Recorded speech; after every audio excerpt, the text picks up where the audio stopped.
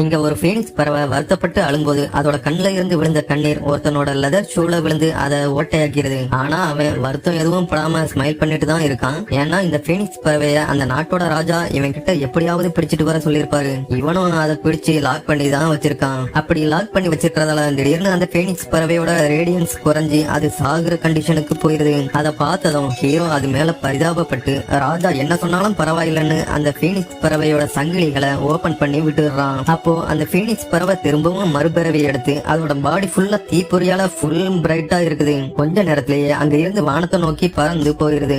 ஆனா போகும்போது அது சும்மா போகாம அவன் அது மேல பரிதாபப்பட்டு ரிலீஸ் பண்ணி விட்டதுக்காக அவனுக்கு ஒரு மேஜிக்கல் ஃபெதரை கொடுத்துட்டு தான் போகுது. ஆனா அந்த ஃபெதரோட வேல்யூ அப்போ அவனுக்கு தெரிஞ்சிருக்காது. பீனிக்ஸ் பறவை இல்லாம வெறும் கையோட அரண்மனைக்கு வந்ததால அரசன் அவனுக்கு கோபத்துல மரண தண்டனை கொடுத்துடுறாரு.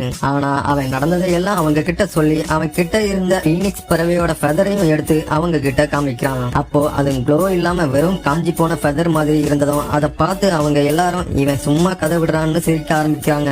உடனே அவனை அப்படியே தலை கட் பண்ற இடத்துக்கு கூட்டிட்டு வந்துடுறாங்க. அங்க வந்து அவனோட தலையை கட் பண்ண போகும்போது சடனா அந்த ஃபெதர் பயங்கரமா பிரகாசிக்க ஆரம்பிக்குது. அப்போ அந்த இடம் மட்டும் திடீர்னு ஃபுல் பிரைட்டா மாறுது. பார்த்தா அந்த பீனிக்ஸ் பறவை நிஜமாவே இப்போ அங்க வந்திருக்கும். அதை பார்த்து அங்க இருந்தவங்க எல்லாரும் பயங்கர ஷாக் ஆகுறாங்க. அது அங்க இருந்த ஒரு உயரமான கோபுரத்துக்கு மேல இருக்குது. அதுக்கப்புறம் தான் இவன் உண்மையிலேயே அந்த தெய்வீக பறவையை அடக்கி இருக்கான்னு அந்த பீப்புள்ஸ் எல்லாரும் இவனை நம்ப ஆரம்பிக்கிறாங்க. மனசே இல்லைனாலும் அரசன் வேற வழியே இல்லாம அவனை பாராட்டி பரிசு கொடுக்கிறான். ஆனா அந்த அரசனோட மனசுக்குள்ள அவன் மேல பொறாமையும் கோபமும் தான் இருக்கும். கொஞ்ச நாளைக்கு அப்புறம் ஒரு பயங்கர கஷ்டமான வேலையை அரசர் அவனுக்கு கொடுக்கிறாரு. அங்க இருக்க பனிமலையோட டாப்ல உறங்கிட்டு இருக்கிற ஐஸ் பிரின்சஸ எழுப்பி அவங்களுக்கு மேரேஜ் பண்ணி வைக்கிறதுக்காக அரண்மனைக்கு கூட்டிட்டு வரணும். இதுதான் அரசரோட அந்த ஆர்டர். ஆக்சுவலா இது வரைக்கும் அந்த மலைக்கு போனவங்க யாரும் உயிரோடவே திரும்பி வந்திருக்க மாட்டாங்க. இவனையும் அங்க போக சொல்லி சாகடிக்கணுங்கிறதுக்காகத்தான் அந்த வேலையே அவனுக்கு அரசர் கொடுத்திருப்பாரு. இப்போ அவன் அந்த அரண்மனையோட வாசலுக்கு போயிடலாம். ஆனா அங்க இருந்த ஐஸ் டோரை எப்படி ஓபன் பண்றதுன்னு அவனுக்கு தெரியல.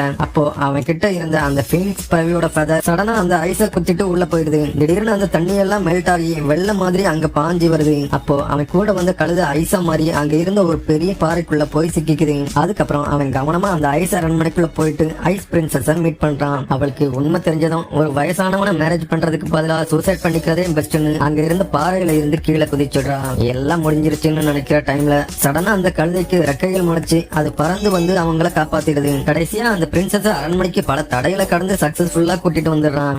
இந்த வீடியோ உங்களுக்கு பிடிச்சிருந்தா இந்த சேனலை லைக் அண்ட் சப்ஸ்கிரைப் பண்ணுங்க.